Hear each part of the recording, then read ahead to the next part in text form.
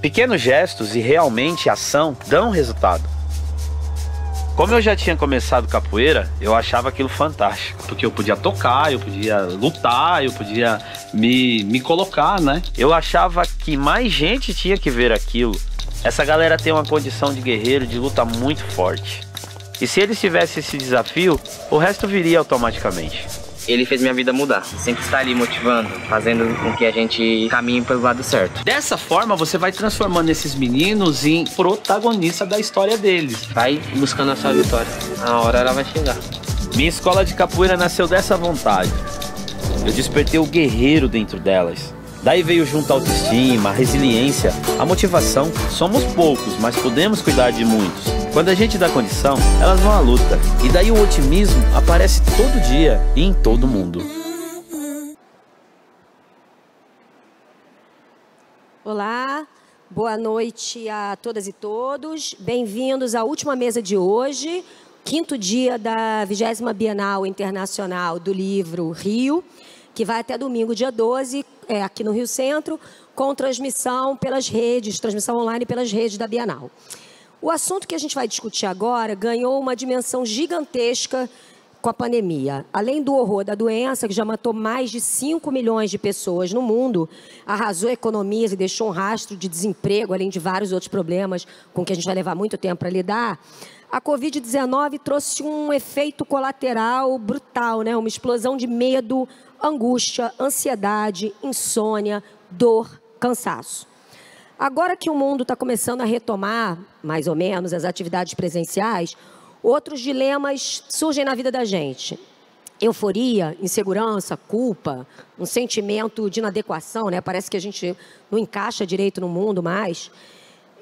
Bom, eu me sinto assim, e você? Como vai sua cabeça? Para discutir os desafios da saúde mental nesse momento da pandemia, nós recebemos 3 profissionais que acompanham o assunto de lugares e perspectivas diferentes e complementares. Júlia Rocha, que eu chamo aqui ao palco agora.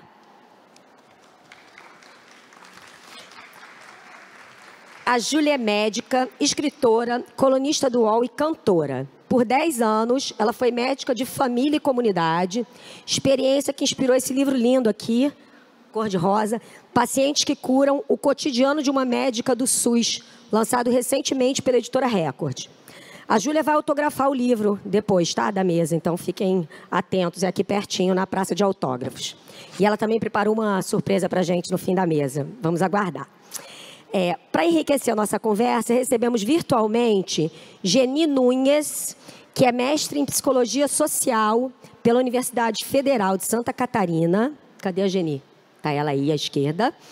Ela é ativista anticolonial, integrante da Articulação Brasileira dos Indígenas Psicólogos, é da etnia Guarani e acompanhou atentamente os impactos da pandemia e da boiada que passou junto com ela sobre as populações indígenas de diferentes regiões do Brasil.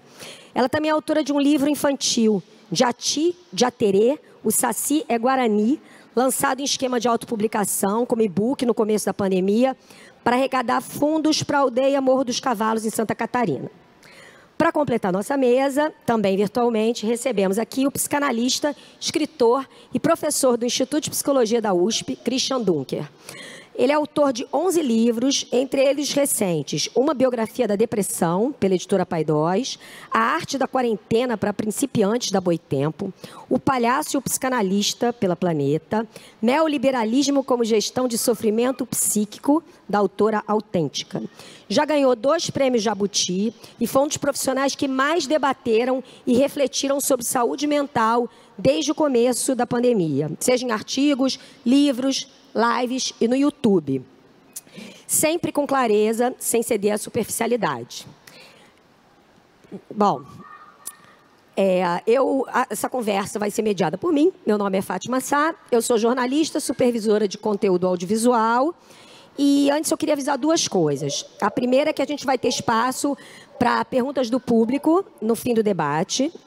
E a segunda é que embaixo de algumas cadeiras tem um cartão da Bienal que dá direito a livro, é um vale livro. Então, quem encontrar é só me procurar no final para receber seu livro, tá bem? Vamos à mesa então. Boa noite para todo mundo.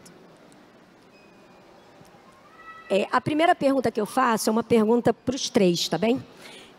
No começo da pandemia, a gente falava muito que seria preciso anos para entender os impactos de tudo isso na nossa saúde mental.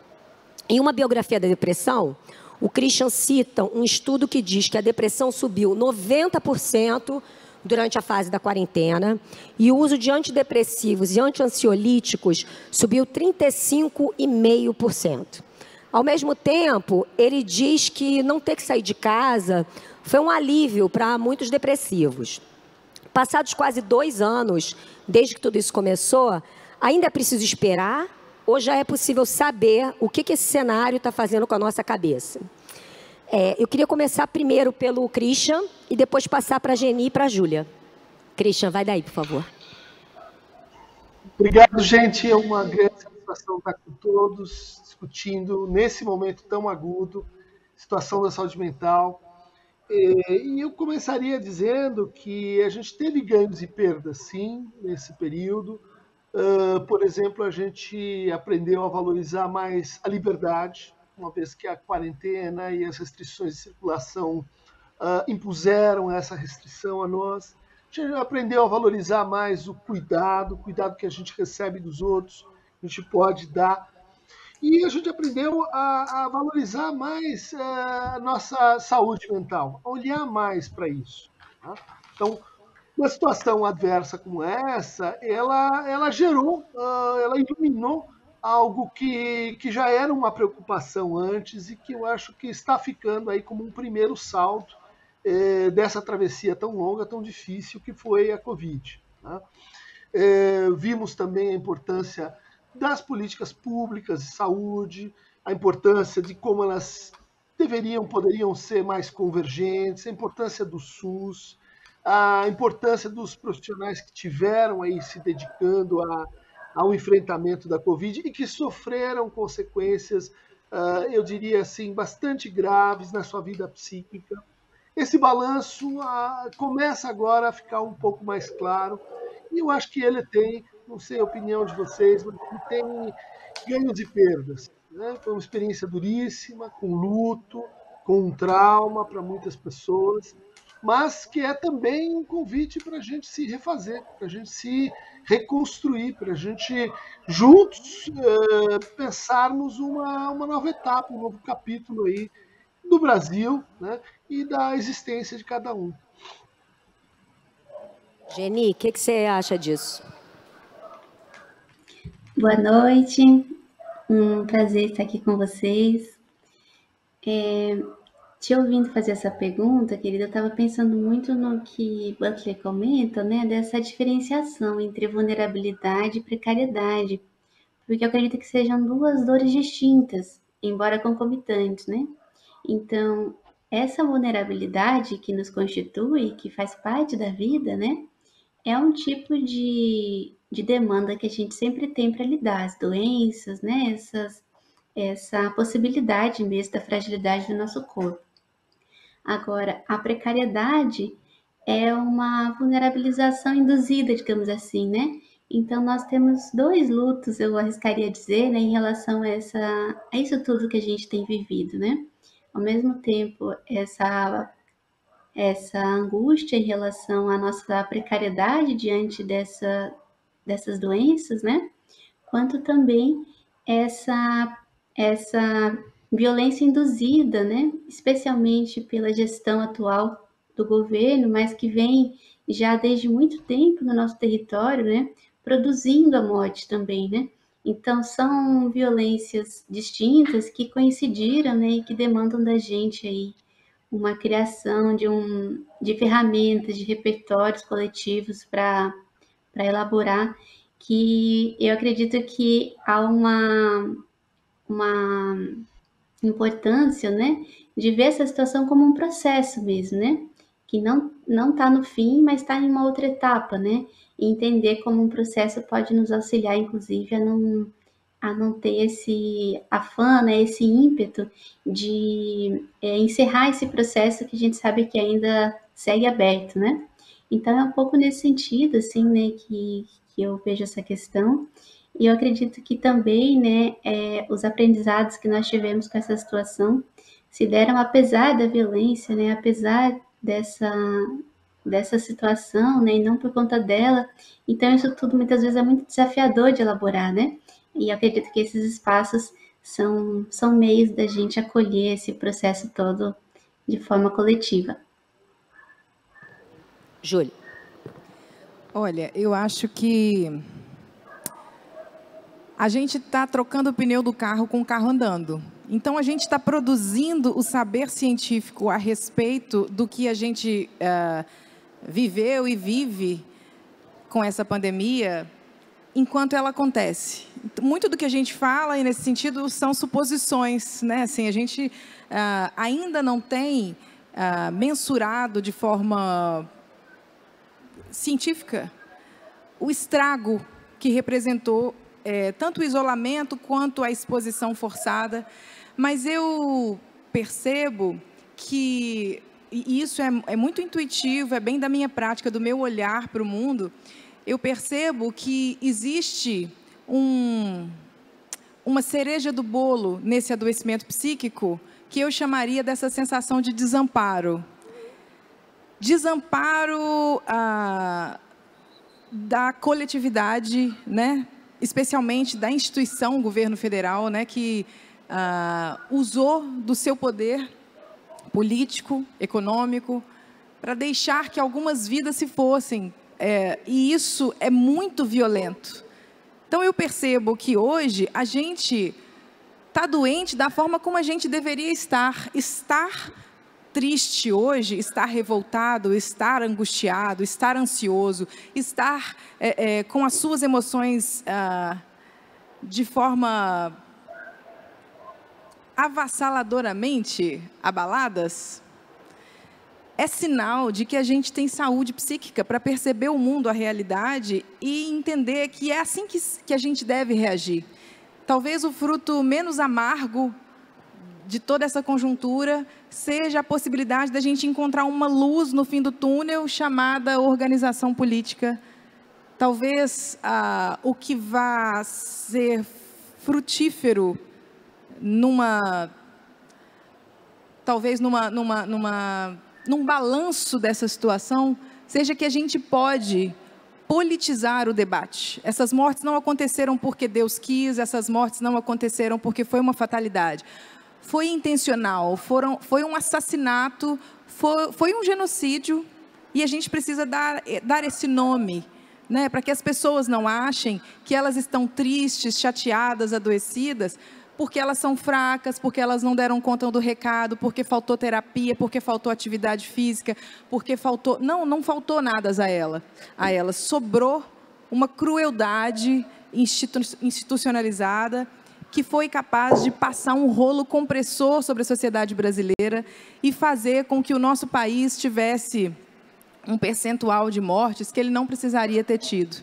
Então, muitas pessoas estão arrasadas, outras não tiveram perdas muito próximas, mas tiveram a experiência do isolamento de uma forma muito aguda e hoje sofrem as consequências disso, e os responsáveis têm nomes, e a gente precisa dar nomes a esse responsável.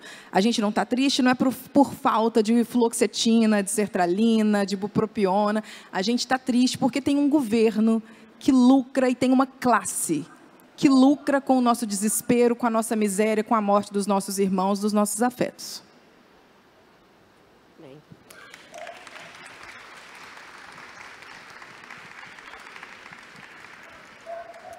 Bom, agora que a gente parece estar numa fase diferente aí da pandemia, né? Estamos aqui reunidos, está tendo uma retomada presencial de alguma maneira, as pessoas estão sendo invadidas de outros sentimentos, né? Tem gente que está com essa sede de viver, querendo fazer absolutamente tudo o tempo todo. Tem pessoas que ainda estão com uma dificuldade enorme de sair de casa, com medo, se sentem inseguras, desconfiadas. Na opinião de vocês três, qual é a melhor maneira de lidar com esse momento? Quer dizer, como a gente pode administrar esses sentimentos e lidar com isso? Queria começar, por favor, por você, Júlia, depois a gente passa para a Geni e encerra com o Christian, por favor. Bom, quando eu falo sobre politizar o debate a respeito da nossa saúde ou do nosso adoecimento, como é o caso agora, eu acho que a principal mensagem que eu quero deixar é que a gente não deve colocar a culpa de 620 mil mortes ou mais, eu parei de contar, no nosso vizinho que fez um churrasco, né? No cara do samba que fez um samba lá no terreiro, no pastor que reuniu algumas pessoas num culto.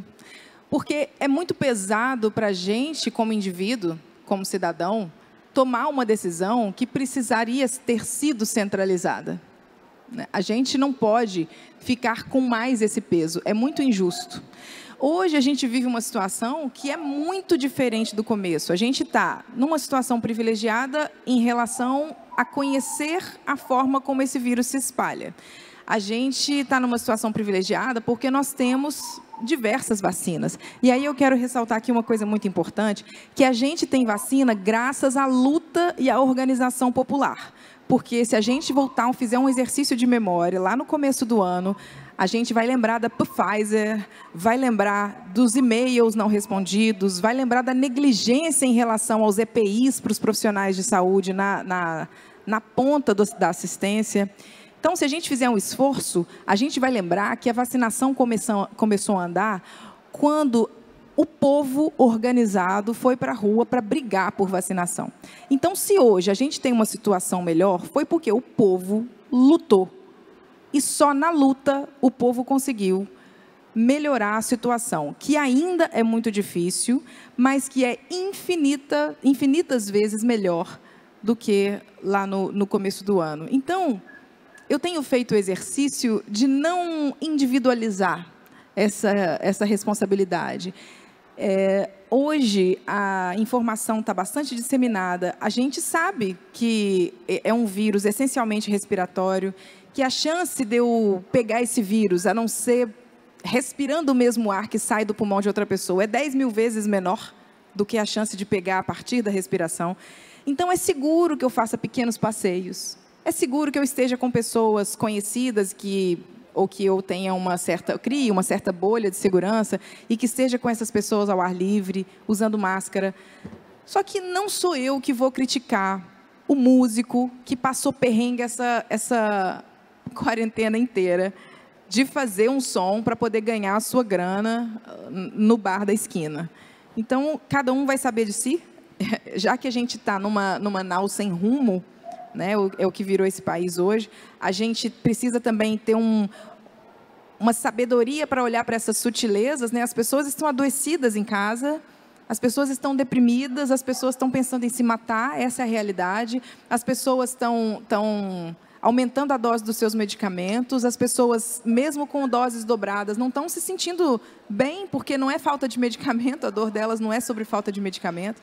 Então, é importante que a gente olhe esses dois lados e saiba que a gente precisa ter uma responsabilidade coletiva, a gente precisa ter uma responsabilidade, sim, com o nosso bem-estar individual, mas a gente precisa entender que algo precisa nos nortear. E, na minha humilde opinião, se a gente tiver como norte a ciência e o acúmulo científico que a gente veio construindo até aqui, a gente vai se dar bem. Nós estamos numa situação muito melhor do que outros países, com uma vacinação caminhando, graças a um sistema público de saúde robusto, que também é fruto de muita luta popular. Ou seja, o que tem de bom nesse país hoje é fruto de muita luta popular. E ponto final. Então, eu acho que a gente, olhando sobre essa perspectiva, entendendo o que a gente já sabe sobre esse cenário, entendendo que ficar em casa pode ser adoecedor para muitas pessoas, mas que existe uma distância enorme entre ficar em casa 100% do tempo e se aglomerar com outras milhares de pessoas dentro de um show onde você não tem sequer um espaço para poder, né? Assim, bom, as pessoas estão vivendo como se não houvesse pandemia. Talvez a negação da existência de uma situação grave não seja o melhor caminho, mas existe um espectro aí de possibilidades onde a gente pode circular, tentar manter a nossa saúde mental, manter o corpo ativo, buscar a nossa subsistência de um jeito seguro, respeitando não só a nossa saúde, mas a saúde de quem mora com a gente e a saúde das pessoas que convivem com a gente na comunidade. Geni. Eu queria continuar dando ênfase ao processo disso tudo, né? Então, esses dias eu vi uma fala da Maria Neira, que é diretora de saúde pública da OMS, em que ela comenta o seguinte, que 70% dos últimos surtos epidêmicos no mundo começaram com desmatamento. E nós, povos indígenas, já trazemos essa mensagem há muito tempo, né? De que esse desmatamento, essa expropriação, essa violência com a terra tem efeitos. E um desses efeitos são as próprias pandemias, né? Então, pensando aqui a correlação íntima que há entre esse processo histórico capitalista, colonial, de exploração da terra, e algo que no meu povo, né, a gente diz o seguinte, né, que assim como a terra também é explorada, muitas vezes a exaustão pelo agronegócio, de maneira que ela fica cansada, exaurida, não consegue mais florescer, também o nosso corpo é um território, também explorado e exaurido por essas violências, né? Então, assim como a terra adoece, parte dessa exploração, nós que somos parte da terra também não temos como escapar desses efeitos, né? Então, eu acredito que pensar essa volta do que era antes da pandemia me parece muitas vezes a volta de algo que já não existia desse ponto de vista idílico, né? Porque a violência ambiental, a exploração da terra já estava posta e é preciso que a gente tenha então essa compreensão da processualidade dessas violências, né? Entendendo então, né, que esse processo de relação com a terra, né, é algo que está diretamente relacionado à nossa saúde dita mental, né, que é de novo uma separação de mente e corpo que é herdeira desse pensamento, né? Então é um pouco nesse sentido. Christian. Olha, eu diria, retomando a distinção que a Geni colocou entre precariedade e vulnerabilidade, que surgiram algumas condições assim para que a gente pudesse tomar melhor consciência, né, de dois processos políticos que se articulam no Brasil contemporâneo. Né? Um deles eu chamaria de necropolítica, né, uma expressão aí corrente para designar uma certa atitude, às vezes instituída, de deixar morrer. Né? Isso assumiu ares de, vamos dizer assim, política de Estado. Tá? Uma coisa que, de fato, aguarda por julgamento. No julgamento, como disse a Júlia, não vai ser meu ou de vocês aqui, mas é o julgamento da história. Tá? A gente vai ter, e espero que tenha, algo como um julgamento de Nuremberg. Né? Qual foi a participação de cada um, comunitária, institucional, né? Nesta atitude que, infelizmente, já está na história do Brasil antes da pandemia. Né? Deixar morrer segundo classe, segundo raça, segundo gênero, segundo etnia, deixar morrer. Né? Desimportar com o que está acontecendo nas periferias das grandes cidades, em termos da violência policial, invisibilizar a violência contra a mulher, contra a criança, aquela que se acirrou com a quarentena e com a convivência forçada, às vezes em densidades insuportáveis. Né? Bom, mas isso é só um capítulo dessa conversa. Né? Quer dizer, chegou a hora de ajustar contas com a necropolítica. Tá? Chegou a hora de recusar uma certa indolência, naturalização da vida com pouco valor nesse país. Mas isso se articula com outro processo que a gente poderia chamar de biopolítica, ou seja, de como certo uso das instituições, né, certo uso da lei, da norma, concorre para que a gente produza finalidades contrárias, né, aos propósitos das instituições. E isso a gente tem visto, né, inclusive durante o enfrentamento da Covid, pela parasitagem, por exemplo, né, de racionalidades instrumentais, racionalidades que hoje me parecem tomaram conta de uma parte substancial da medicina, né, da medicina privada, como a gente viu, empresas, né, organizando aí, em nome da saúde, o deixar morrer, a exploração dos recursos que a gente teve, tinha, vai ter, né? Processos ligados à vacinação, distribuição das medidas protetivas. Né? Quer dizer, qual é a alternativa entre essas duas coisas? Né? Entre a violência de quem faz a lei e a violência de quem desobedece a lei. Né? Nós vamos precisar de um caminho aí do meio. Né? A gente vai precisar de uma relação talvez mais madura, mais crítica com a lei. Tá? Um pouco isso, espero, fique como aprendizagem, como sabedoria, como capacidade de pensar coletivamente, né, como a Júlia colocou, para além dessa associação, vamos dizer assim, um pouco rápida entre o Estado e o interesse público. Não, o interesse público não só cabe ao Estado. E o universo privado e aquilo que tem forma de empresa. Não. Nem tudo que pertence ao espaço privado tem que ser pensado como uma empresa. Essa equação, acho que a Covid convidou e está convidando a gente a desfazer no Brasil de hoje, para que ele não seja apenas a repetição do Brasil de ontem. Muito bem. Um estudo recente da Organização Mundial de Saúde mostrou que a maioria dos países não está investindo o necessário para cuidar da cabeça de suas populações. Eu queria saber como vocês veem essa situação no Brasil de investimento e estrutura para cuidar de saúde mental.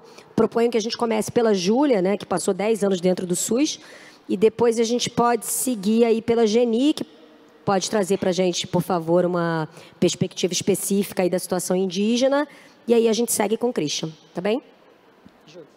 A gente presenciou recentemente, e segue presenciando, um ataque, um verdadeiro desmonte às estruturas que amparam os pacientes em adoecimento mental no SUS. A gente vê isso, um aceno perigosíssimo, muito grave, inclusive, de perdas importantes dos avanços que a luta antimanicomial trouxe para a gente como sociedade. O desmonte do SUS, ele tem endereço. A saúde mental é um fronte, é um primeiro lugar, assim como é a atenção primária à saúde, a ser desmontado. E é justamente o lugar onde o pensamento da assistência é um pensamento de geração de autonomia, um pensamento de uma assistência que é construída de forma mais democrática, centrada no sujeito, que respeita a singularidade desse sujeito, que percebe esse sujeito não como alguém ou um corpo que deve ser domesticado, domado, mas um corpo que deve receber cuidados para que seja apto a estar contribuindo com a construção de uma sociedade mais justa. Então, é muito simbólico que os CERSANs, os CAPs e toda a estrutura de saúde mental do SUS hoje estejam em frangalhos. E com ataques, inclusive de associações profissionais, para que essas unidades sejam, inclusive, fechadas, como a gente viu recentemente em Belo Horizonte, deixando desamparados diversas pessoas, assim, um sem número de pacientes. A gente tem, justamente num momento de agudização do sofrimento psíquico, com o crescimento do desemprego, com o crescimento da violência urbana, com o crescimento do sofrimento relacionado diretamente à pandemia e ao isolamento, a gente tem, justamente nesse momento, onde a demanda por assistência em saúde mental cresce, a gente tem o desmonte dessas estruturas. Então, o encontro, né, o alinhamento desses astros, faz com que as pessoas estejam, ao mesmo tempo, muito adoecidas e sem nenhum recurso para poder cuidar da sua saúde, nem individual, nem coletivamente. Eu percebo, na minha prática como médica, que se antes eu era a profissional que dizia para o paciente, olha só, você está deprimido, então precisamos pensar em estratégias para poder lidar com isso, vamos fazer atividade física, vamos melhorar a alimentação, vamos buscar psicoterapia. Hoje, eu sou a médica que diz para o paciente, olha, então, você está deprimido e, infelizmente, a gente não tem muitos recursos para poder lidar com o seu adoecimento. Então, eu me olho criticamente e me percebo muito mais medicalizadora daqueles sintomas que são sintomas da conjuntura, né? E entendendo que o meu paciente não vai poder ir para uma academia porque ele não está sem grana, não vai poder andar na rua porque está todo mundo sem máscara, não vai poder sair de casa porque está desempregado, não tem dinheiro para pagar o seu lazer, já que não tem nada público para que seja acessível para ele. Então, muitas vezes eu me vejo como aquela pessoa que a vida toda disse, olha, isso não é um problema seu, isso não é falta de remédio, medicalizando, hipermedicalizando meus pacientes. Só que, cara, não tem saída, isso não é uma saída, isso é um remendo triste, um remendo doído de uma situação que não se resolve a partir da medicalização. Você pode prescrever, você pode dobrar a dose, você pode associar medicamentos, você pode mandar para psicoterapia, você pode discutir o caso com outros profissionais. Mas se você não tem um país genuinamente democrático, uma democracia de fato popular, essas pessoas elas não vão melhorar, porque elas não precisam de substâncias químicas outras. Elas precisam de creche pública, de emprego, de renda, elas precisam de soberania alimentar, elas precisam de um SUS fortalecido, precisam de um sistema de saúde, de educação, elas precisam de segurança pública, ou seja, elas precisam de um país. E é o que a gente não tem hoje. A gente está em frangalhos porque as nossas emoções e o que a gente tem aqui dentro reflete a escassez e a destruição que a gente percebe do lado de fora. Geni, sua deixa aí, super bem colocada. Sim. Esse período desde que iniciou a pandemia, tem sido um período de recrudescimento de ataques que nós temos sofrido em várias instâncias, e não à toa, o nome do julgamento, né, que no momento está no STF, é marco temporal, né? Acho que a gente está falando bastante aqui sobre tempo, não tem como falar, né? Não tem como falar de depressão sem falar de que tempo é esse, de que modo é esse, né? Que espaço e que tempo é esse que esse modo de vida colonial nos impõe, né? Então, essa lógica do desenvolvimento, e a gente pensa desenvolvimento pelo prefixo mesmo, né? Desse afastamento do envolvimento, né? Então, essa lógica do desenvolvimento, ela passa um rolo compressor no ritmo de vida, de qualidade das pessoas, no ritmo da terra, na dignidade que até os bois, as galinhas, todos os seres também são alvo dessas violências, que têm suas vidas aceleradas, né, e que está tudo muito conectado.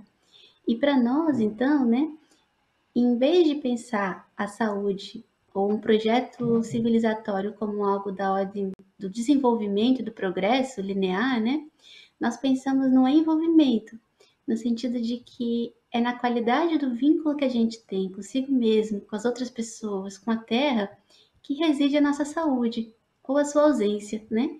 Então, o que nós temos observado é que a nossa pauta central é a luta pela terra, porque é pela luta pela terra que nós temos o direito à autonomia na alimentação, que nós temos o direito ao nosso modo de vida, nossas línguas, nossos costumes.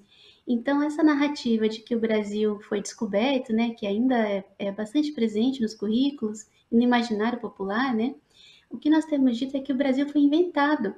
Essa nação que tem uma única língua oficial, que é o português, que tem uma única religião, que é o cristianismo, ela é completamente antagônica à pluralidade da nossa existência, das nossas centenas de línguas indígenas, das nossas múltiplas formas de espiritualidade, nossos modos de vida, né?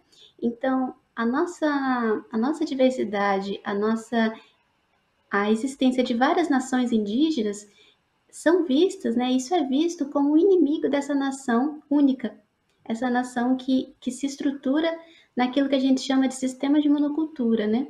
Não só essa monocultura da terra, como também uma monocultura do pensamento, uma monocultura da sexualidade no monossexismo, uma monocultura dos afetos na imposição da monogamia, uma monocultura também desse monoteísmo cristão que se impõe como único, legítimo, muitas vezes, né?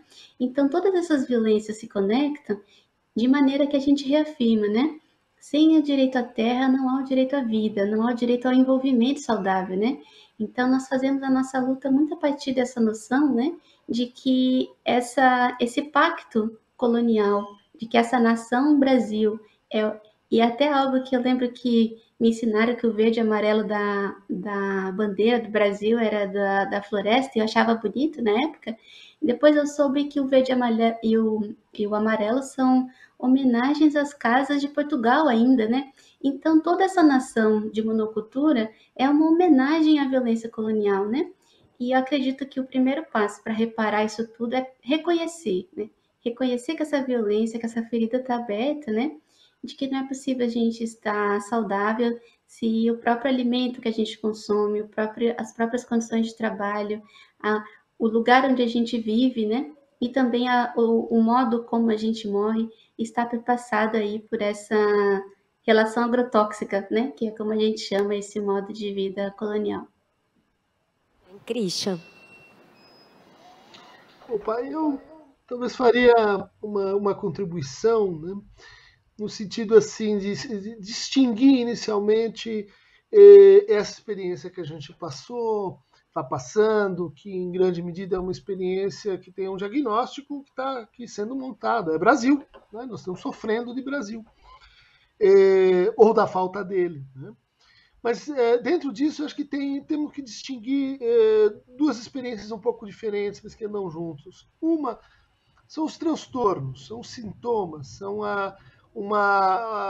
vamos dizer assim, uma forma de reproduzir e produzir conflitos, né, que aparecem ao sujeito como algo assim que se determina sobre ele, né, que independe da vontade dele. Uma segunda capa, um envoltório para isso, é o que a gente chama de experiência de sofrimento, né? Ou seja, todo sintoma ele está articulado ou ele é articulável com uma determinada gramática de sofrimento.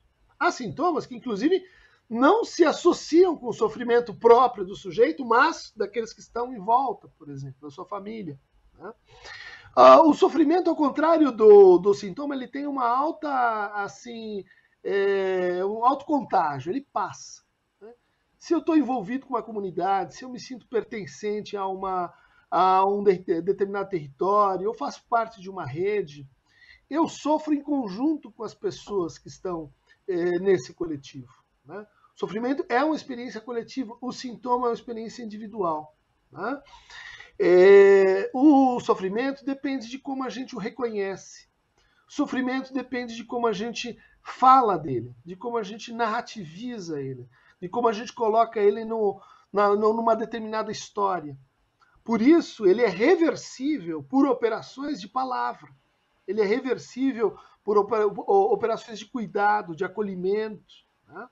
Ele depende, por exemplo, de como a gente partilha afeto, de como a gente transforma o afeto que envolve o sofrimento num sentimento mais coletivo, mais individual, né? Então, há, sim, uma política de saúde mental que deveria, nesse momento de reflexão sobre a Covid, incorporar mais e melhor o conceito mesmo de sofrimento, tá? Ou seja, isso não é uma experiência que sempre vai reagir bem à medicação. Talvez a gente precise de uma nova política da palavra, né? Da palavra tão combalida nos últimos tempos de monólogo, né? Da palavra que custa tão caro porque toma tempo, da palavra que é o verdadeiro antídoto para as nossas experiências de sofrimento, sejam elas de gênero, de raça, sejam elas de luto, sejam elas de perda de liberdade, e que não precisam ser reduzidas a uma forma sintomática, por exemplo, como a depressão, como a ansiedade, para receber a dignidade de um tratamento, de um acolhimento, de um destino, né? Quando a gente fala em sofrimento, parece que, vamos dizer assim, todo mundo cuida e, portanto, ninguém cuida. chegou a hora da gente usar essa categoria para ampliar nossas redes de escuta e de cuidado com a palavra. Muito bem. Eu queria voltar rapidamente uma coisa que vocês dois falaram, Christian e a Júlia, que é a questão da hipermedicalização, né? E do excesso de diagnóstico de depressão e tal. Tanto no Paciente que Cura, um livro da Júlia, quanto em uma biografia da depressão do Christian, eles chamam atenção para esse cenário crescente de hipermedicalização como forma de lidar com o sofrimento. Tudo é diagnosticado como depressão. O Christian lembra que a estimativa da OMS é que em 2030 a depressão vai ser a doença mais comum do mundo. E tudo deve ser tratado com antidepressivo, enfim. Aparentemente tem um diagnóstico hoje muito amplo, né, Christian, do que seja depressão. Ao mesmo tempo, a gente sabe que ela é a maior causa de suicídios no mundo, é o segundo maior motivo de afastamento do trabalho, quer dizer, não se pode minimizar a depressão. Eu queria que vocês comentassem isso, vocês dois, nesse cenário atual, como lidar com essa situação. Quer começar, Christian, por favor? Eu me perguntei sobre por que, de repente, e esse de repente é basicamente a partir dos anos 70, um quadro que era relativamente paralelo na história da psiquiatria, da psicopatologia, né? Um quadro um pouco secundário, como a depressão, de repente se transformou na modalidade, vamos dizer assim, hegemônica, né? Mundialmente globalizada de sofrimento e de tratamento com os antidepressivos. Eu notei que, muito curiosamente, a expansão da depressão ela acompanha a expansão do neoliberalismo, enquanto forma de produção e de consumo. De como esses dois processos eles foram encadeando uma nova maneira de sofrer. Não mais em estrutura de narrativa, mas em estrutura de lista. Né? Não mais reativa à palavra, mas reativa a, enfim, alterações neuroquímicas ou cerebrais, né? E que de fato acontece, né? Não se trata da gente assim atacar a medicação que é útil, ótima e muito bem-vinda em muitos casos, mas de atacar um certo discurso, né, que se tornou assim popular contra inclusive os bons psiquiatras, os bons neurocientistas, que vai argumentar o seguinte: olha, quadros como depressão e ansiedade, eles não têm nenhuma relação com a forma como você trabalha, né? Neoliberal ou não neoliberal, a forma como você fala de si e dos outros, e a forma como você deseja ou ama. Né? Por quê? Porque isso tem uma determinação genética, tem que ver com o seu cérebro, então trate o seu cérebro e você não precisa alterar mais nada na sua forma de vida para enfrentar esse transtorno. Né? Ou seja, essa forma de entender o transtorno, entender a saúde mental, que não tem mais de 50 anos, vamos dizer assim, ela mostrou-se completamente equivocada. Né? Hoje os números, né, seja de suicídio, seja de enfrentamento, né, das estatísticas em termos de saúde mental, eles são muito desfavoráveis. Né? Chegou a hora da gente reconhecer que é preciso ou repensar ou mudar o caminho, mas essa ideia de que os transtornos mentais são uma espécie de diabetes que dá no seu cérebro e que basta você recompor com uma substância química, isso está, vamos dizer assim, ultrapassado e equivocado. A gente precisa de uma outra política, uma política que leve em conta também o sofrimento e não só a disseminação, né, a hipertrofia dos sintomas. Há mais de 19 tipos de depressão. Será que isso de fato é rigor científico, né, para a gente enfrentar uma sintomatologia? Vamos renunciar à etiologia, como está lá no início do manual estatístico diagnóstico, né, DSM-5. Será que isso é realmente científico? Precisamos repensar a ciência do sofrimento humano. Bem, Júlia.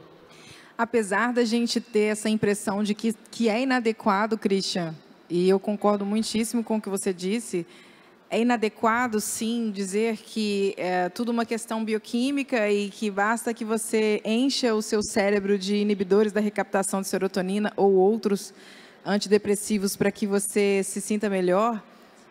É inadequado para a gente, aos nossos olhos, quando a gente pensa sobre isso, mas é extremamente adequado para um sistema de produção que percebe nessa ideologia do eu como a minha empresa, eu sou a minha empresa, eu, indivíduo, sou capaz de fazer tudo o que eu preciso, eu só preciso de mim, eu não preciso da coletividade. Para esse sistema, esse tipo de definição do nosso sofrimento psíquico, ele é muito adequado.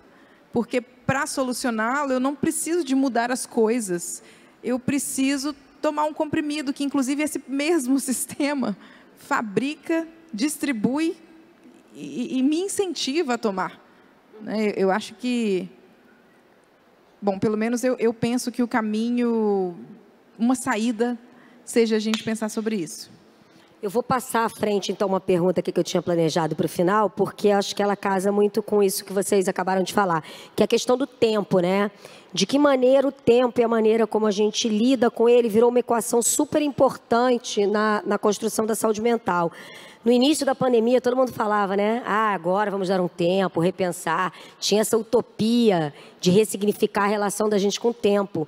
E, na verdade, a gente ficou fazendo 1 milhão de coisas, né? O trabalho invadiu a casa virou qualquer outra coisa. E, passado esse tempo, como é que a gente está lidando com o tempo agora? Eu tenho a impressão de que algumas coisas estão ainda piores e que o tempo obriga a gente a um funcionamento de máquina que só vai aprofundando essas questões. Queria ouvir vocês 3 sobre isso. Quem quer começar? Alguém se voluntaria ou eu indico? Vai lá, Christian. Vou eu mesmo? Então, eu diria que essa é uma questão crucial, né? Porque a gente pode definir a saúde como o silêncio dos órgãos. Então, não estão falando, está saudável. Ou a gente pode dizer assim, é o estado de mais completo bem-estar biopsicossocial. Né? Para a gente, na psicanálise, essa definição não funciona. Né? Não funciona porque não tem mais completo, porque a ideia de uma totalidade biopsicossocial em harmonia, ela esconde o fato de que saúde é conflito, é como você lida também com o conflito. E eu proporia, assim, brincando com essa definição, uma definição alternativa, né, mais ou menos a seguinte: a saúde mental, né, talvez separado de outras formas de saúde, tem que ver com o pertencimento. Tem que ver com o pertencimento ao próprio corpo, que você pode cuidar, pertencimento ao coletivo no qual você habita, o território no qual esse coletivo se enraiza e ganha a sua própria história, e no seu conjunto com o tempo do sujeito. Tá? Quer dizer, estar saudável é estar no seu tempo, é conseguir dar voz, é conseguir dar escuta à sua própria temporalidade. Vamos pensar nas 2 síndromes aí mais populares. A ansiedade, eu estou à frente do meu tempo. Eu estou vivendo um tempo que é um capítulo à frente de onde eu estou. Depressão, parece que eu estou um capítulo atrás, que eu estou lento, que eu estou num atraso, que eu não estou ali conciliado com a minha própria experiência temporal.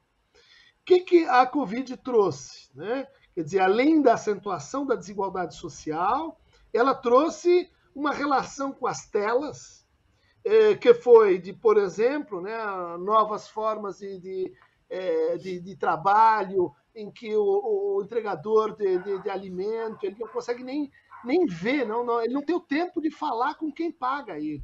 Né? E, do outro lado, pessoas que começaram a pensar, estudar e produzir no tempo das telas. O que é o tempo da tela? É o tempo potencialmente sem intervalo, sem café, sem digressão dentro da reunião. É o tempo em que você otimiza tudo para a produção.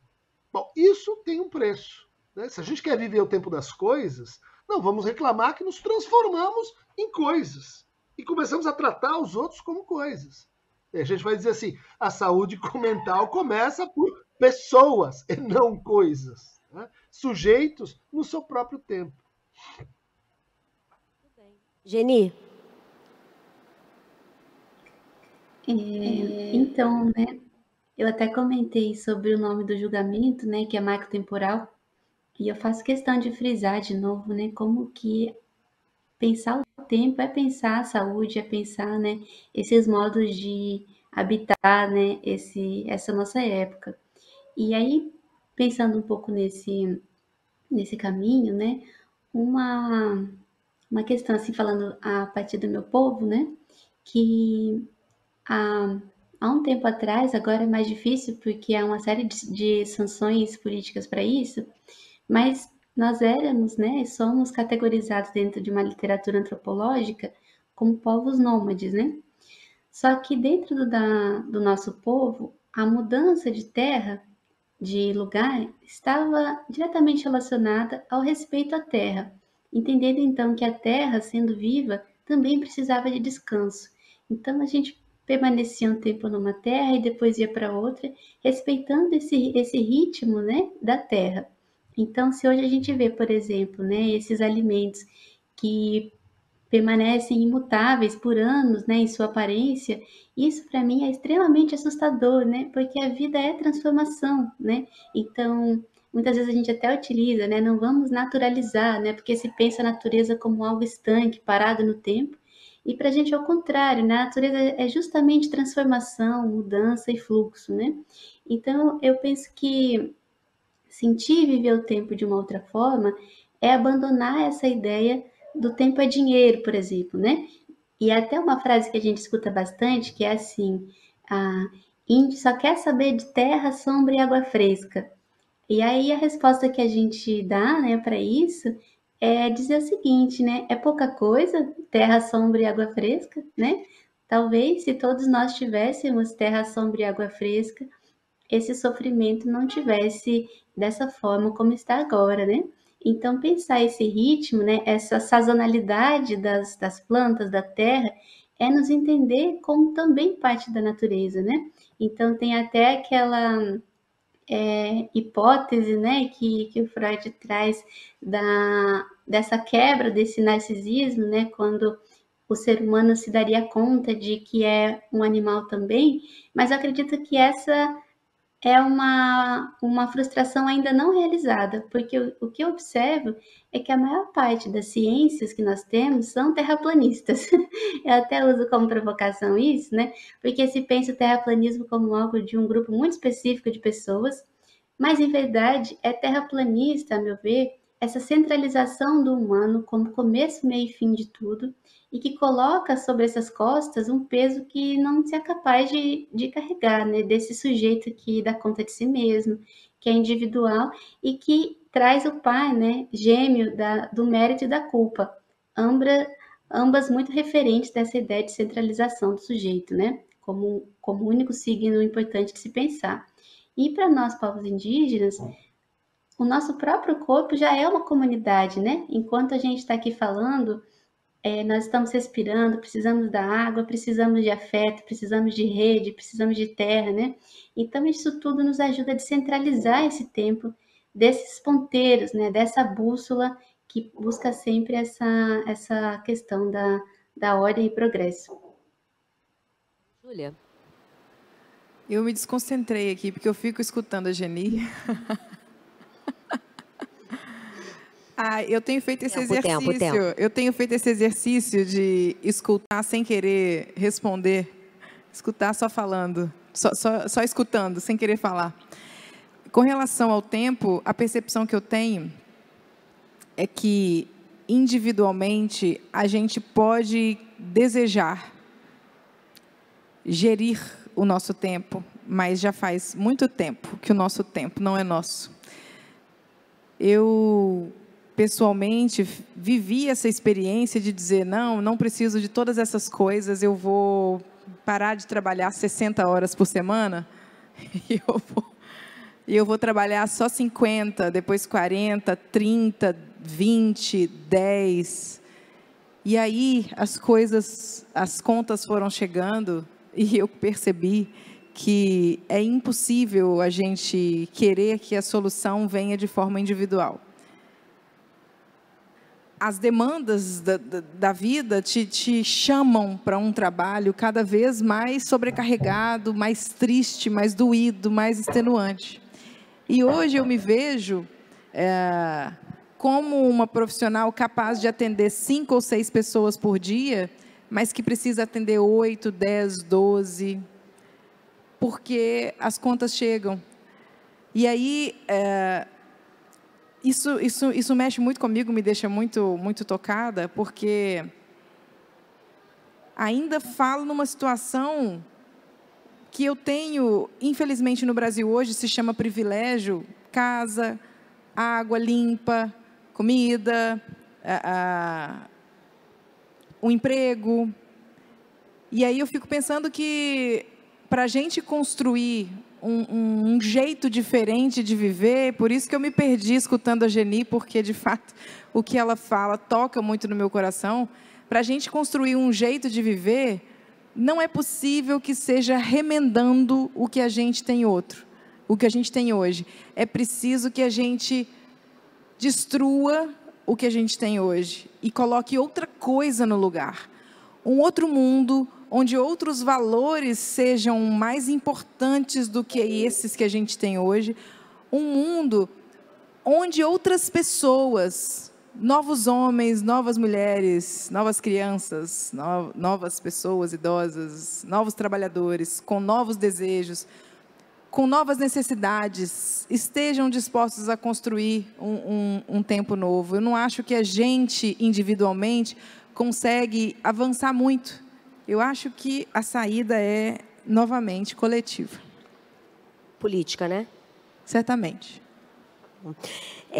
A próxima pergunta é um assunto de que vocês três falam bastante, que é da importância de descolonizar saberes. Mas essa é uma questão central nos estudos e na atuação da Geni. Então, eu queria que ela falasse sobre isso. O que seria descolonizar a psicologia? Por que isso é importante e de que modo cada um de nós pode e deve contribuir com isso? Aí depois, se o Christian e a Júlia quiserem comentar, eles comentam e a gente segue para as perguntas do público. Pode ir, Geni, por favor. É uma pergunta bem ampla, né? Como fazer é sempre difícil de pensar. E eu até estava lembrando, assim, de uma reflexão que eu tive esses dias, com essa ideia dos passos, né? Que muitas vezes em alguns discursos coach aparece assim, né? 5 passos para você acessar tal coisa, né? E daí eu tenho pensado que talvez o que a gente possa sentir sejam trilhões de passos. Eu não sei quantos passos alguém dá ao longo da vida, né? Mas é um trabalho de uma vida toda mesmo, né? Nos precede, nos antecede e também vai continuar depois da gente. Mas no primeiro momento, né, o que eu queria trazer é que a colonização não acabou. Isso é muito importante porque é uma disputa de tempo de novo, vejam, né? A gente costuma aprender nas escolas que a colonização é um processo finalizado e que também não coincidentemente se utiliza para falar de racismo, assim, né? Que racismo é coisa do passado, de novo uma questão do tempo. E nós temos dito que não, né? Que a colonização não acabou. E que se ela não acabou, de que maneira que ela continua, né? Então, identificar de que forma ela continua é um primeiro passo, né? Para reconhecer essas armadilhas e tentar, então, repará-las, né? E aí, nesse sentido, um primeiro ponto, assim, também para pensar essa questão é que a psicologia, de modo geral, tem sido bebido muito, né, de determinadas fontes, marcadamente europeias, de um certo tempo da Europa, né? E uma das questões que a gente pode pensar aqui, até também comentando o que a Júlia trouxe, né, de destruir, que a gente pode pensar ou a desconstrução ou a destruição. Eu acho que em alguns casos a gente pode até desconstruir, mas em outros o que nos resta mesmo é a destruição de determinadas estruturas, né? E aqui eu queria pontuar, né, que essas identidades coloniais, elas são parasitárias, ou seja, para que uma sociedade se narrasse como civilizada, teve que nos colocar como um contraste de dizer, né, que nós somos o atraso, o selvagem, o que atrapalha o progresso, né? Para dizer, né, que as pessoas brancas seriam o signo de beleza, de inteligência, de evolução, se inventou essa identidade do índio genérico, por exemplo, né, que é uma identidade criada por esse olhar que projeta sobre nós uma homogeneização que não existe, né? Então, essas identidades não podem continuar porque elas ativam da nossa negativação. Nem toda identidade precisa ser assim, né? É possível que a gente se afirme no mundo sem que para isso seja necessário que essa afirmação demande o extermínio de outros povos, né? Então, só para dar um exemplo, né? Quando os jesuítas vieram para cá, se eles tivessem reconhecido a existência de outras espiritualidades, de outros deuses para além do cristianismo, talvez eles não tivessem tido a pretensão de vir nos salvar. Porque a gente sabe que eles não vieram para cá para serem salvos por nós, né? Então há uma certa verticalidade desse projeto, o da assimilação também, né? Quando a gente fala de assimilação, não está falando das outras sociedades se assimilarem à nossa, né? Está falando da gente se assimilar a esse tempo colonial. Então, identificar, né, quais dessas práticas, posturas, reproduzem essa lógica parasitária que só se positiva negativando outros grupos, né? Essa é a própria lógica do racismo, é a lógica do etnocídio, né? Então, eu comentei agora há pouco do terraplanismo, né? Se a gente pensa essa autorização simbólica, política que se tem de exterminar os rios, de exterminar as florestas, isso tudo parte de uma certa filosofia de mundo que coloca o humano como começo, meio e fim da vida, né? E para nós, povos indígenas, aquela pergunta, né? Tem alma ou não tem alma? Sendo que essa pergunta implicaria numa aferição de humanidade, né? Quem é humano e quem não é? Nós respondemos, sim, nós temos alma, mas o milho também tem alma, o rio também tem alma, né? Então, quebrar esse clube VIP exclusivo de quem conta como humano e expandir esse parentesco, essa rede de vínculo para outros seres, né? Para outros seres que tornam a nossa vida possível, né? E aí um outro ponto também é de que esse debate da descolonização, ele tem tido uma visibilidade maior agora, né? O que tem vantagens muito importantes para a gente pensar, mas ao mesmo tempo há sempre o risco de um esvaziamento da palavra, né? Então, a descolonização, ela precisa ter essa intimidade de teoria e prática, né? Não é possível a gente descolonizar o pensamento se a nossa barriga está vazia, se a gente não tem direito à terra, se a gente não tem direito aos nossos modos de vida, né? Então, pensar isso como uma luta mesmo, como um movimento político e não apenas como mais uma linha teórica que a gente coloca como leitura complementar nos programas. Vocês querem comentar, Christian, Júlia? Ou a gente segue para as perguntas? Eu ia só fazer um breve comentário na linha assim, de alguns procedimentos descolonizadores, né? Como, por exemplo, a gente construir lugares de escuta, a gente pensar uma educação que não seja só para, enfim, aqueles que dominam falam, os que obedecem silenciam. Né? Preciso fazer com que a escuta seja também prerrogativa de todos. Em segundo lugar, a colonização começa por um procedimento que é mais ou menos assim: fala a minha língua que a gente se entende. Eu acho que contra isso é preciso se tornar bilíngue, trilíngue. É preciso se tornar bilíngue cultural, racial, de gênero. É preciso falar mais de uma língua.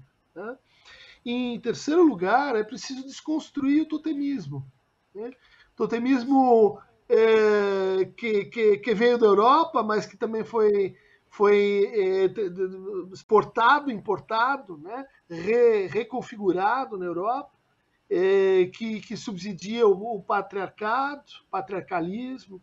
Totemismo é uma estrutura importante de ser repensada quando a gente olha para os nossos indígenas. Né?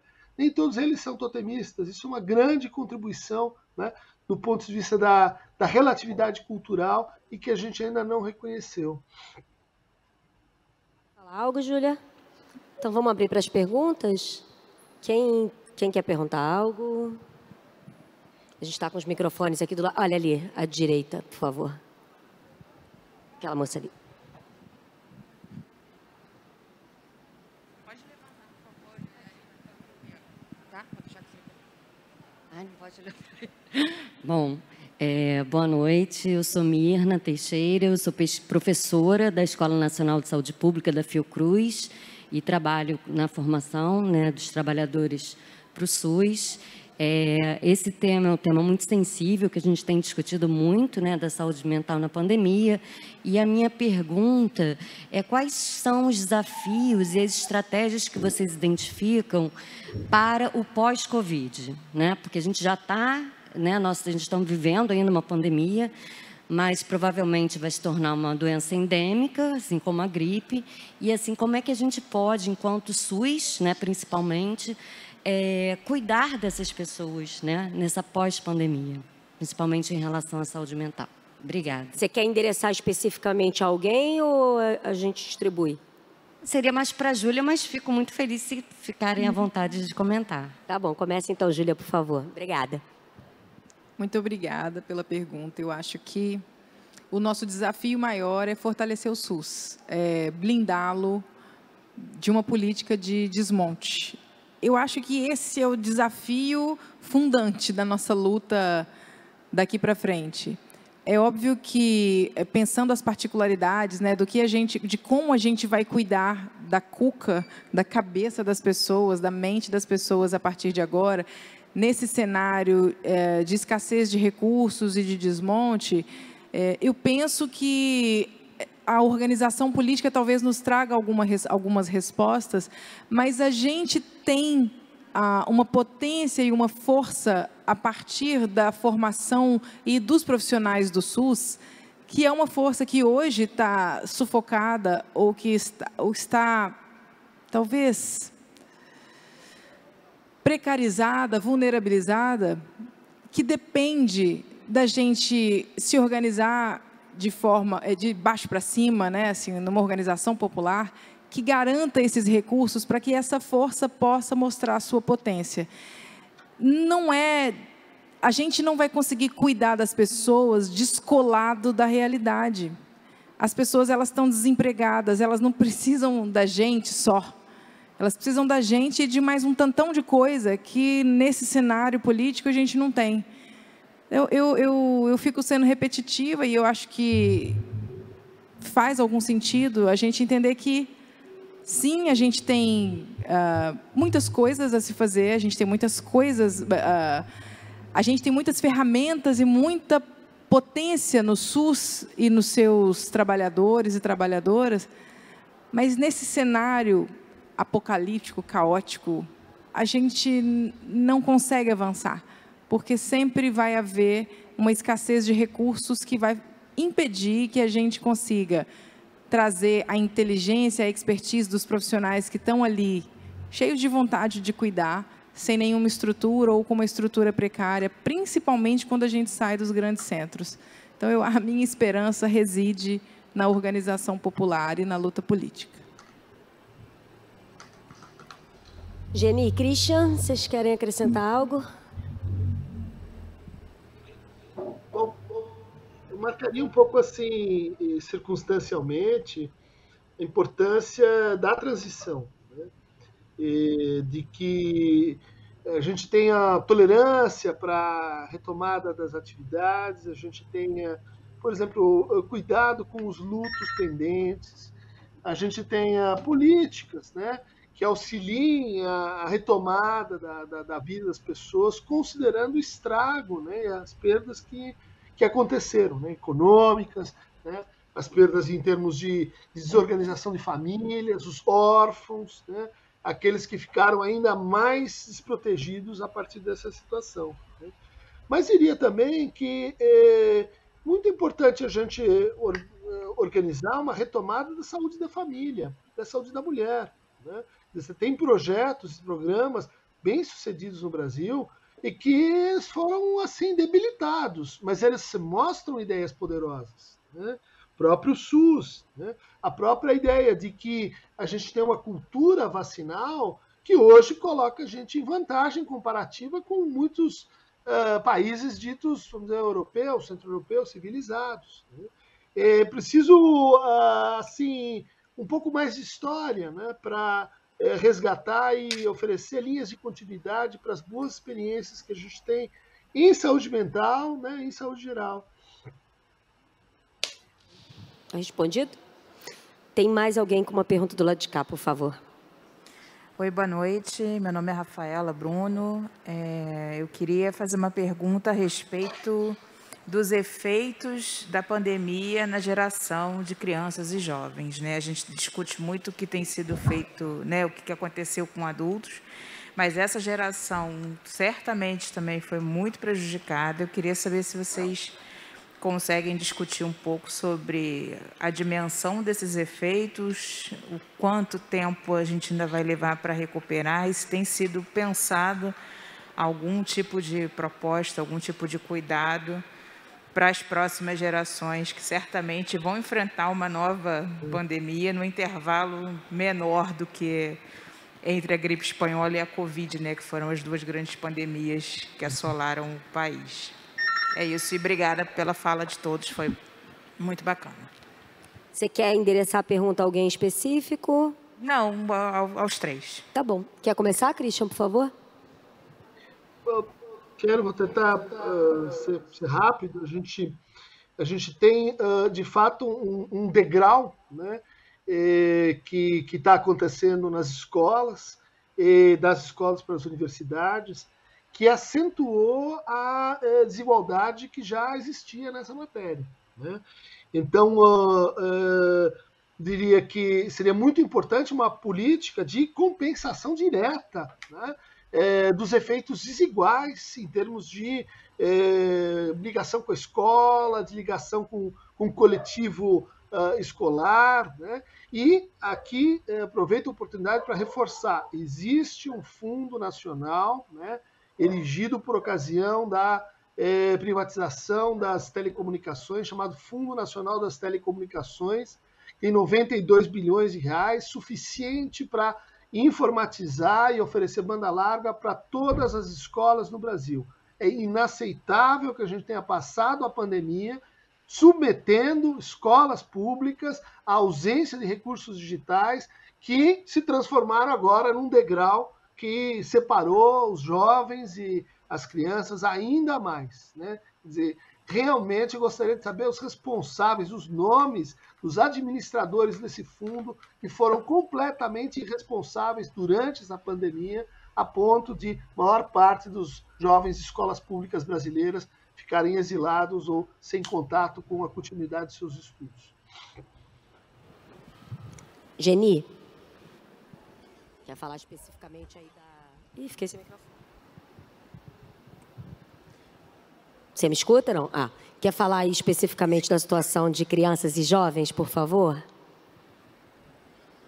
Certo.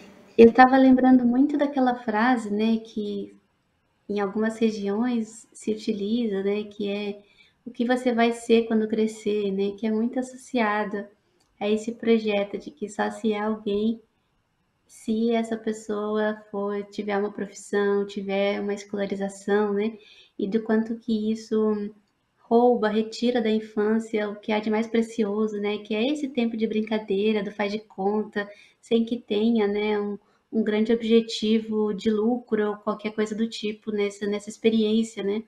E a gente tem observado quanto que cada vez mais cedo essa adultização pela lógica do trabalho, da profissionalização, tem sido um dos efeitos dessa violência do capitalismo, da colonização em relação às crianças e os jovens, né?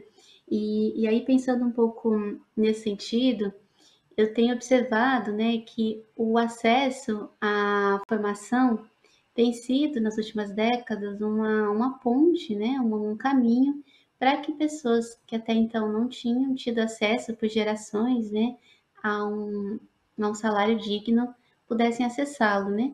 E eu entendo a importância, né, desse debate, mas ao mesmo tempo eu estou cursando doutorado agora, né?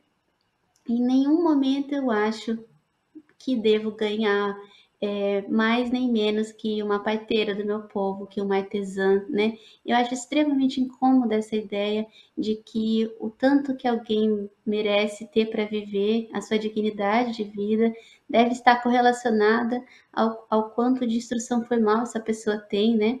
E aí, se a gente pensa o vestibular como essa entrada, né, esse vestíbulo mesmo, né, que é extremamente afunilado, que é extremamente elitista, apesar dos avanços que nós tivemos, né, de várias políticas de ações afirmativas nesse sentido, mas ainda permanece uma estrutura que confere esse lugar, e olhe lá, né, que a gente percebe que mesmo pessoas com uma escolarização formal de um doutorado, enfim, já não tem tido nessas possibilidades, mas eu penso que é o momento, né, E, de novo, eu volto para a questão do tempo. Quando se fala assim, agora não é a hora de pensar isso, eu penso que hora é essa, então, e a gente deve pensar, né, uma radicalidade dessa questão de que alimento, casa, moradia, saúde não deveriam ser associados, condicionados ao quanto de instrução uma pessoa tem, né? Então, eu penso que esse é um debate importante para essa nova geração, né? Como que a gente acolhe aí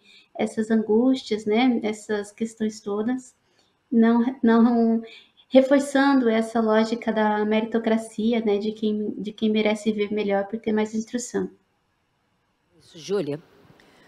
Eu me lembrei, enquanto ouvia a Geni e o Christian falarem, eu me lembrei de uma paciente, de uma consulta, no meio da pandemia, de uma paciente, uma jovem de 17 anos, branca, dentro do sistema privado de educação, e ela me disse, assim, com os olhos marejados e muita tristeza, ai, doutora Júlia, esse é meu último ano na escola e eu vou me formar, sem poder abraçar os meus amigos. Aquilo me tocou profundamente, e era uma jovem branca no sistema privado de educação.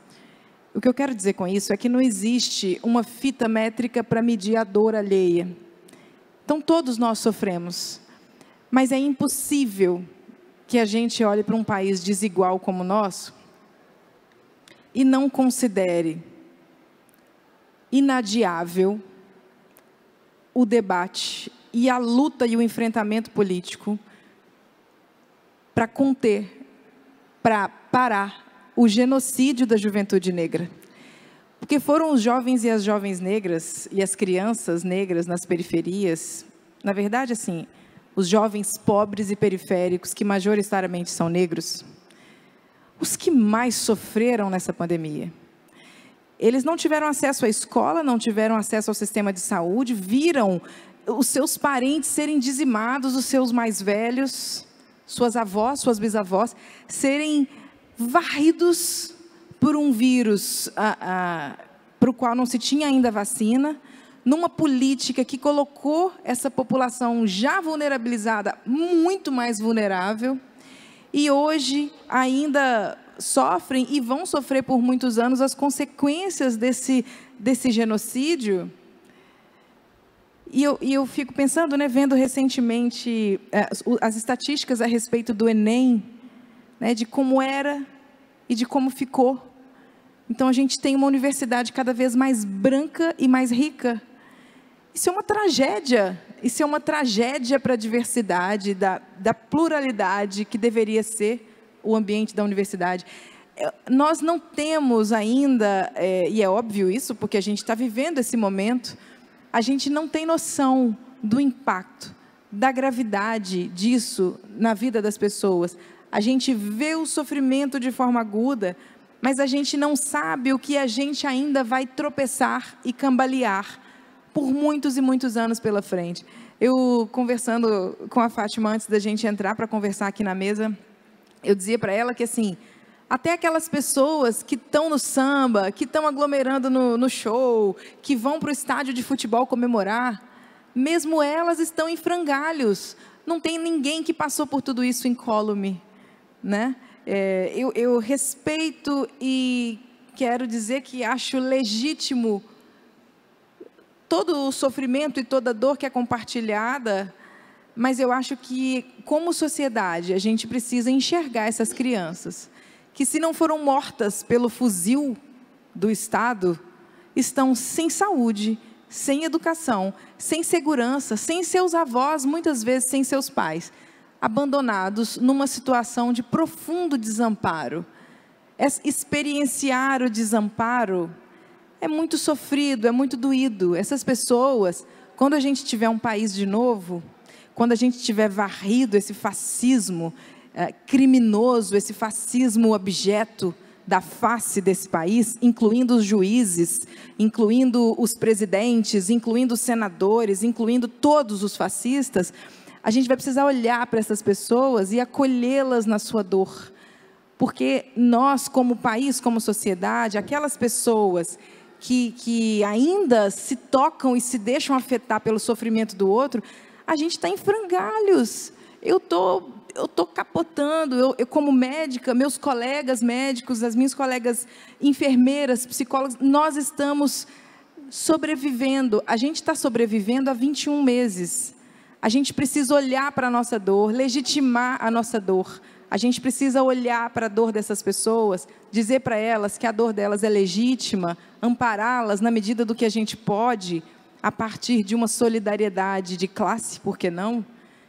E dizer para elas que a dor delas é legítima, reconhecer essa dor. E mais do que nunca, a gente precisa de organização popular, política, para a gente varrer da face desse país essa exploração covarde que se abateu sobre nós. A gente morreu sim de Covid, a gente morreu muito de Covid, mas a gente morreu de neoliberalismo, de fascismo, a gente morreu por conta do negacionismo, a gente morreu sob um governo genocida. A gente não pode deixar de olhar para o sofrimento dos nossos jovens em todas as cidades, em todos os bairros. E saber, todas as aldeias também, em todas as aldeias. Brutalmente. Exatamente. E esquecer que houve houve uma classe que lucrou, que acumulou mais bilhões, graças à nossa dor, graças à morte dos nossos afetos, dos nossos avós, dos nossos pais. Então, houve quem ganhou com o nosso sofrimento. E é contra eles que a gente precisa se organizar para lutar. Uhul. Mais alguma pergunta, gente? Então, tem? Ah, tem, perdão. Boa noite. Sou Marcelo, sou professor da rede, de algumas redes públicas, de 2 redes públicas de ensino. E como historiador também, eu quero fazer uma pergunta que é uma pretensa contribuição. Dentro disso que a Júlia acabou de dizer e de uma outra fala dela a respeito do uso de drogas dentro desse sistema de produção que a gente vive. A gente percebe que o uso de drogas ele é incentivado de acordo com a necessidade de um sistema de produção. À medida que a Revolução Industrial ela aconteceu, o que ela avançou, o Brasil, inclusive, teve um papel na Revolução Industrial que era de fornecer uma droga para que o trabalhador, o operário europeu, pudesse continuar trabalhando, que era o café. Naquele momento, aquilo era importante, aquilo era necessário. E incentivados, inclusive, pelos os donos das indústrias, dos governos. Hoje, nesse momento histórico que a gente vive um momento onde só é possível, e aí eu vejo o desespero de uma médica relatando o quanto é desesperador ter que drogar o paciente porque ele precisa trabalhar, num modelo de uberização do trabalho, onde se ele não trabalha drogado, ele não trabalha de jeito nenhum. Ele não trabalha, ele não sustenta a sua família, ele não mantém o seu próprio sustento. E sempre que a gente percebe ao longo da história sistemas de produção onde não há regulação, é para esse caminho que a gente avança. O trabalhador, as pessoas mais pobres e mais vulneráveis, cada vez mais exploradas, mas também medicadas e também drogadas. Isso é muito grave. Então, somente intervenções no sistema de produção serão capazes ou seriam capazes de mudar isso. É uma observação para jogar de novo a provocação para os debatedores, mas a Júlia acabou de falar sobre isso e falou no outro momento, mas é isso. Somente algo maior que rege as nossas vidas, na maneira com que a gente trabalha, com que a gente produz, é capaz de produzir de massa uma saúde mental. A gente vai estar adoecido e precisa sobreviver, precisa continuar mantendo os nossos familiares. Isso só se faz drogado, infelizmente. Obrigada, Marcelo. Quem comenta? É muito angustiante, como médica, como trabalhadora da saúde, perceber isso, Marcelo. Porque é como se eu estivesse dizendo para o meu paciente, olha só, sua vida está horrível, o mundo está uma droga, mas eu tenho um comprimido aqui que vai fazer com que você tolere essa vida ruim por mais alguns anos, para que você leve o sustento. Um sustento que nasce de um emprego, de um subemprego. É muito angustiante e, ao mesmo tempo, quando a gente tem o paciente na frente da gente, desempregado, quando a gente não tem acesso a outros meios para poder trazer alívio para esse paciente, às vezes é esse medicamento a única saída, que não é saída, né?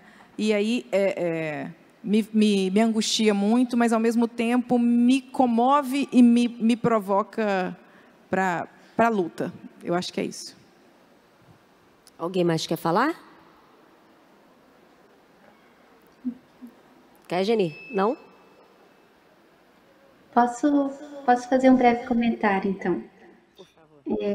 Ouvindo o Marcelo, eu fiquei lembrando também de uma outra forma de anestesia bastante eficaz, entre muitas aspas, nesses últimos séculos aqui no nosso território, que é a religião, né? Então, aquilo que eu comentei antes dessa lógica da monocultura, né, de uma única forma de se produzir esses vínculos, né, também aparece nisso. Então, no IBGE de 2010, nós tivemos o dado, né, de que cerca de 90% da população brasileira se afirma cristã. E a Datafolha, por outro lado, fez uma pesquisa de 2017, se não me engano, que afirma o seguinte, que 9 em cada 10 brasileiros atribui sucesso econômico a Deus, né? Então, se a gente fala de formas de anestesiamento, é também importante pensar nessas outras, né? Que oferecem outros tipos de pílulas, outros tipos de saída e de uma... Eu até lembro daquela frase, né? E dessa para uma melhor, né? Como se a ideia de uma vida futura pudesse ser o único caminho para ter algum alívio do que essa vida se apresenta, né? Então, dizendo a partir do meu lugar, né, como ativista indígena, o que nós temos faltado, né, é pensar nessa questão mesmo, né, de não buscar necessariamente nesse céu, nesse lugar político do céu, mais embaixo, né, na terra, essa nossa saúde, enquanto a gente está aqui vivenciando esse caminho, né, mas eu só queria chamar a atenção, então, para essas outras formas de anestesiamento que também imperam nessas violências todas. Muito bem. Gente, obrigada a vocês todos que estão aqui nesse dia super chuvoso. Você tinha uma pergunta, é que a gente esgotou o tempo. É muito rapidinha? Então vai. É porque eu fiquei pensando... boa noite, meu nome é Yasmin, eu sou estudante de letras. E eu fiquei pensando no nome desse evento, que é Como Está a Sua Cabeça. Eu acredito que a de vocês três também estejam sofrendo, como a de todos nós. E eu queria saber o que vocês leram nesse momento tão difícil de pandemia. É isso, obrigada. Boa. Quem vai primeiro? Quer ir, Christian? Os livros que te ajudaram a enfrentar a pandemia.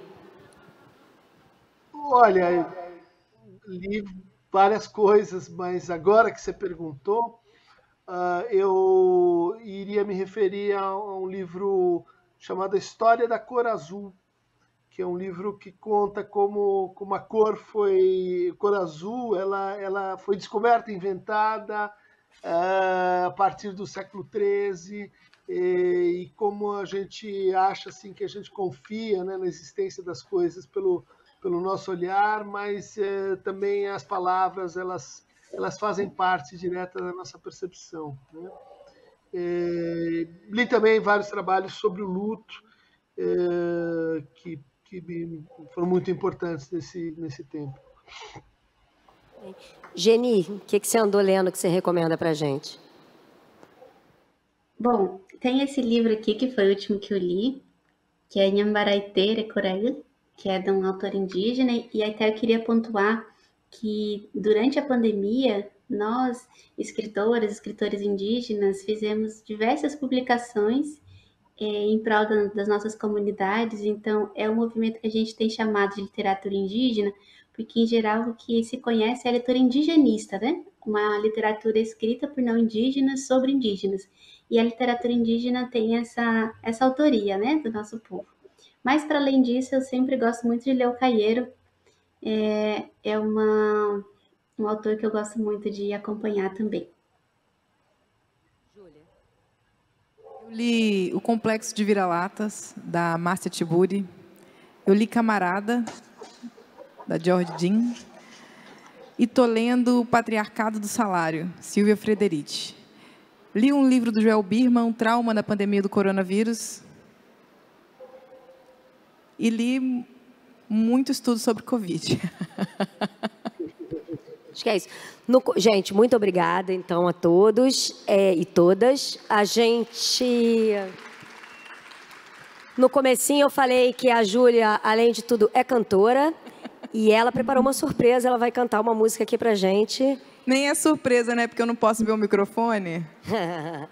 Mas vocês não sabiam disso, então é uma surpresa. Então, essa música, não só sobre você, eu quero dedicar a Geni e ao Christian, que me deram a honra de estar nessa mesa com vocês. Essa música é uma música da Marília Sodré, que é uma irmã baiana que eu tenho. A gente gravou num EP que foi lançado junto com esse livro, Pacientes que Curam. E esse EP foi lançado em 1º de janeiro desse ano. Esse EP chama-se Cura. E essa música fala de amor, e é por isso que eu queria trazer para vocês ela aqui.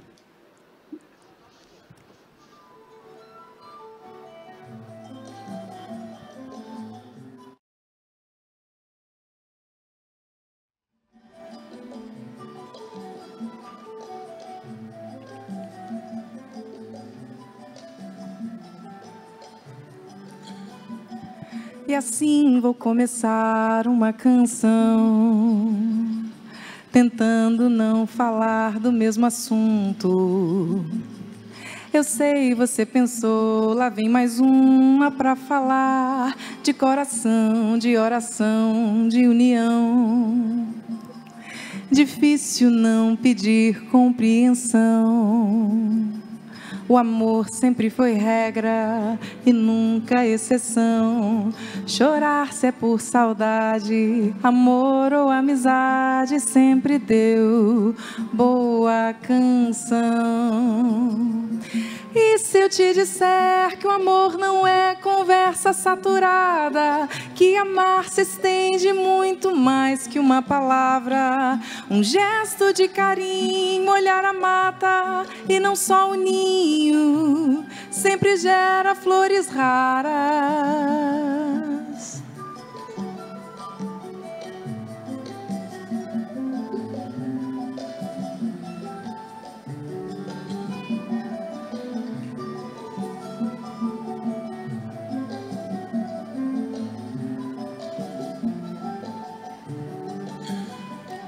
E assim vou começar uma canção, tentando não falar do mesmo assunto.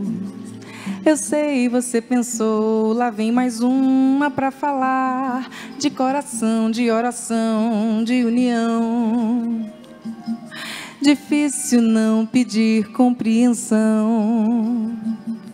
O amor sempre foi regra e nunca exceção. Chorar se é por saudade, amor ou vaidade sempre deu boa canção. E se eu te disser que o amor não é conversa saturada, que amar se estende muito mais que uma palavra, um gesto de carinho, olhar a mata e não só o ninho, sempre gera flores raras. E se eu te disser que o amor não é conversa saturada, que amar se estende muito mais que uma palavra, um gesto de carinho, olhar a mata e não só o ninho, sempre gera flores raras.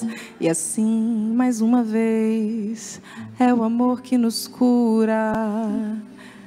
E o sol há de brilhar, já dizia o hino, e a luz há de chegar, mas uma vez.